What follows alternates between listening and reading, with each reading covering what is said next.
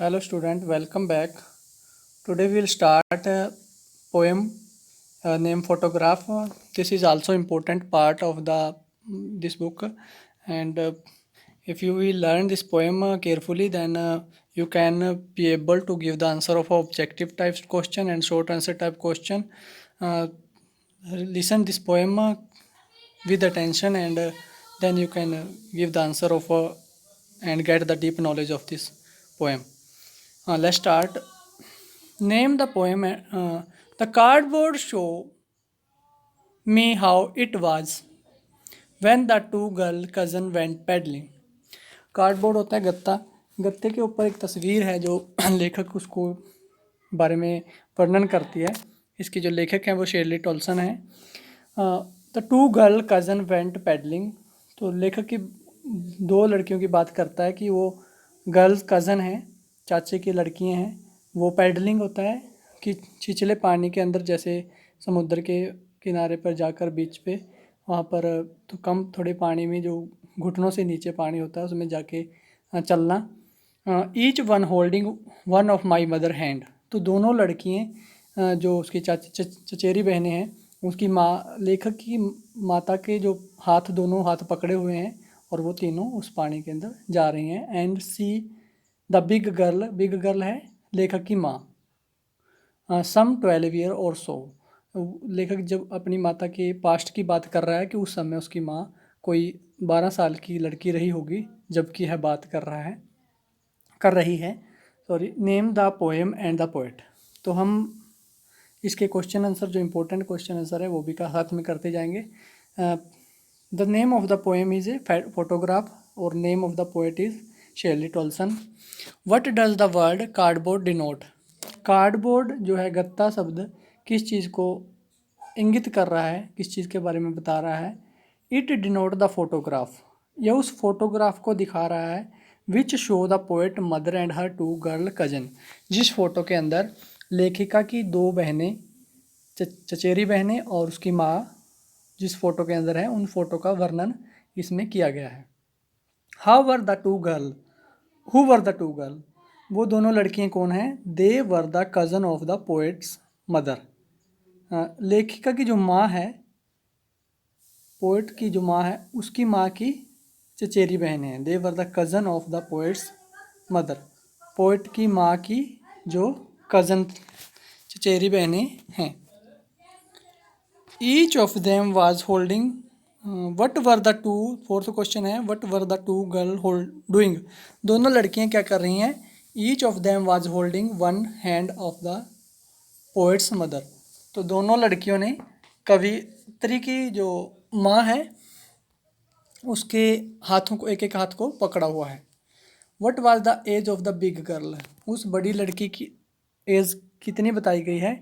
The big girl was about 12 year old, उस समय वह जो बड़ी लड़की है, जो लेखिका की माँ है, उसके बारे में जो राइटर, जो पोएट है वो बात कर रही है, तो उस समय वह 12 साल की लगभग रही होगी जबकि वह फोटोग्राफ है। सेकंड पैसेज है, all three stood still to smile through their hairs, कि तीनों लड़कियाँ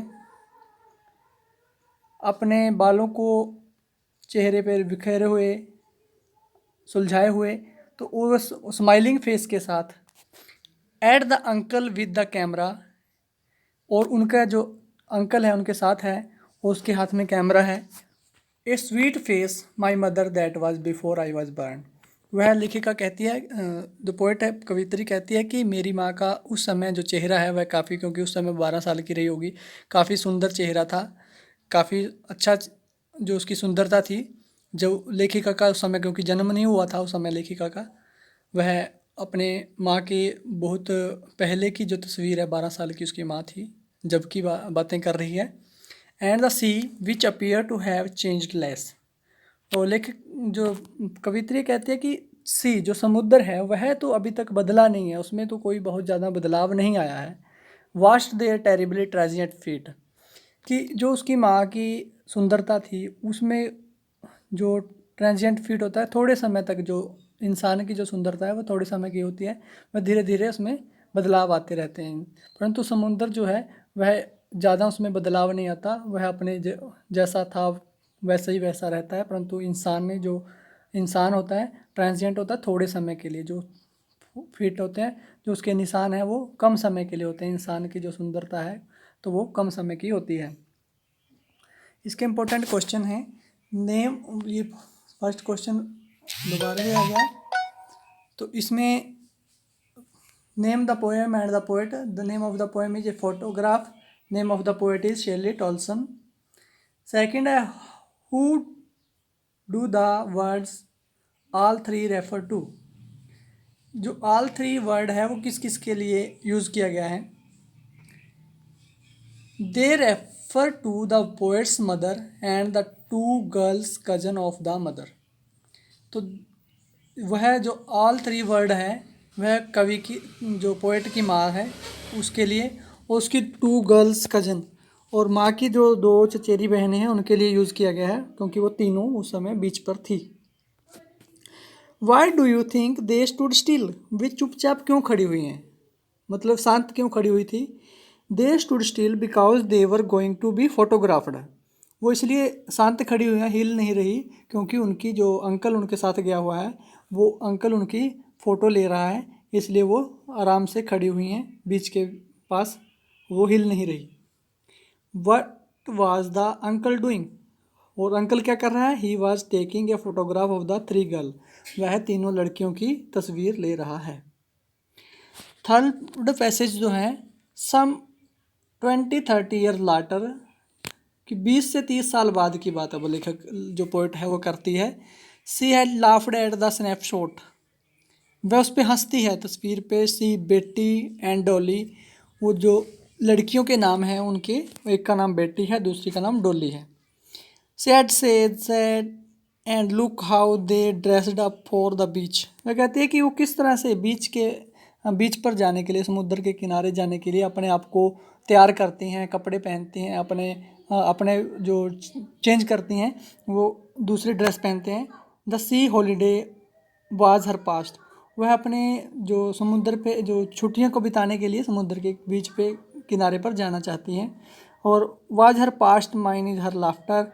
बोथ, कि वो उसका पास्ट है, उस जो तस्वीर है वो लेखिका की माँ का जो पास्ट है। माइन इज हर लाफ्टर, और लेखिका के लिए वह एक बीता हुआ पल है।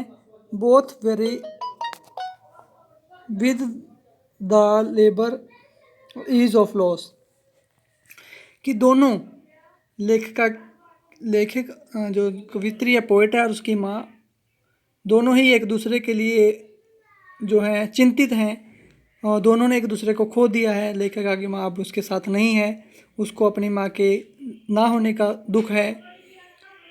और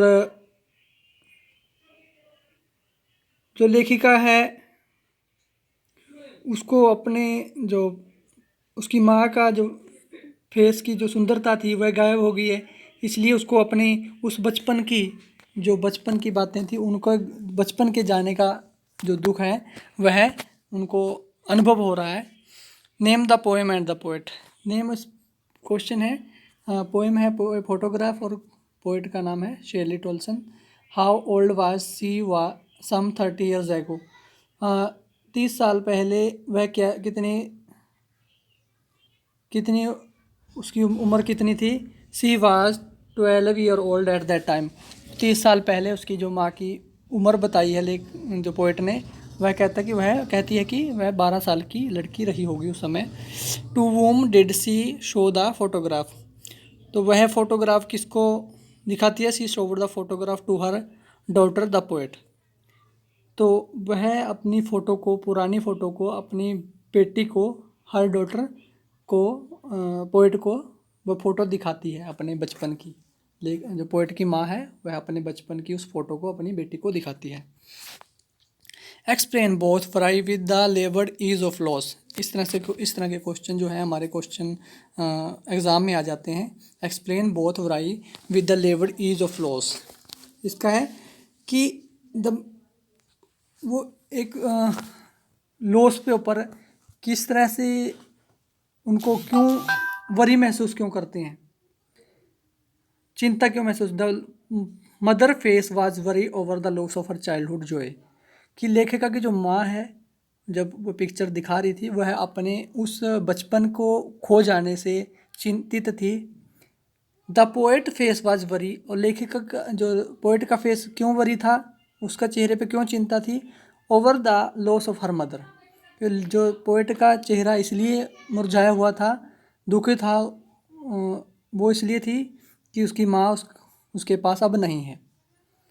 both of them had learn to live with their loss, अब उन दोनों ने एक दूसरे के बिना जीना जो है सीख लिया था, एक दूसरे के कमी के साथ जीना सीखा। She has been dead nearly as many years as that girl lived. अब वो उसको काफ़ी साल हो चुके हैं उसकी माँ को मरे हुए, और एंड ऑफ दिस सर्कमस्टांस, और इस तरह की परिस्थितियाँ हो गई हैं कि वह लड़की जो लेखिका है, पोएट है, वो अकेली रहती है और वह अकेली ही उस जीवन को निर्वाह करती है। देयर इज़ नथिंग टू से एट ऑल, अब उसके पास कहने को कुछ नहीं रहा, और इट्स साइलेंस, वह बिल्कुल खामोश हो जाती है, चुप हो जाती है, और उसको कोई भी शब्द आगे नहीं बोल पाती। तो इसके क्वेश्चन जो हैं, name the poem and the poet, ये हमने कर लिया है। How who has been dead and how long, कौन मर चुका और कितने साल हो गए हैं। The poet's mother has been dead for about 12 years, तो जो पोएट की माँ है वह मर चुकी है और उसको कम से कम 12 साल हो चुके हैं मरे हुए। What does the poet remember of that girl, लेखिका को उस लड़की के बारे में क्या चीज़ें याद हैं। She remembers how much her mother had changed from a young girl, वह उस चीज़ को याद करती है कि उसकी माँ एक जवान लड़की से कितना बदल गई थी। मतलब जैसे जैसे इंसान की एज बढ़ती जाती है उसमें बदलाव आते हैं, फिजिकल उसकी जो सुंदरता है उसमें भी कमी आती है, और उसका जो शरीर है उसमें बदलाव आते रहते हैं। तो उसकी जवानी से अब उसकी माँ में कितना बदलाव आ गया था।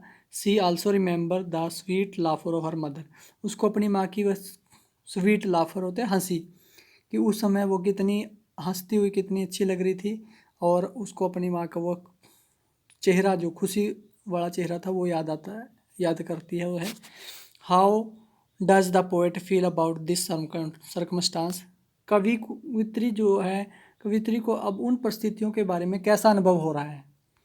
सी feel very sad and lonely without her mother, अब लेखिका को जो है, कवित्री को है जो अपनी माँ के बिना काफ़ी अकेलापन महसूस, लोनली होता है, अकेलापन महसूस होता है। It is now all emptiness of her life, अब उसके जीवन में बिल्कुल खालीपन है, उसके जीवन में कोई जो, क्योंकि माँ उसकी पास नहीं है, माँ उसकी मर चुकी है, तो वह अकेली है, तो उसके जीवन में जो खाली है, अब उसका जीवन अकेले है। तो it's all for today, we will start its short answer type question in next video. Till then have a great day.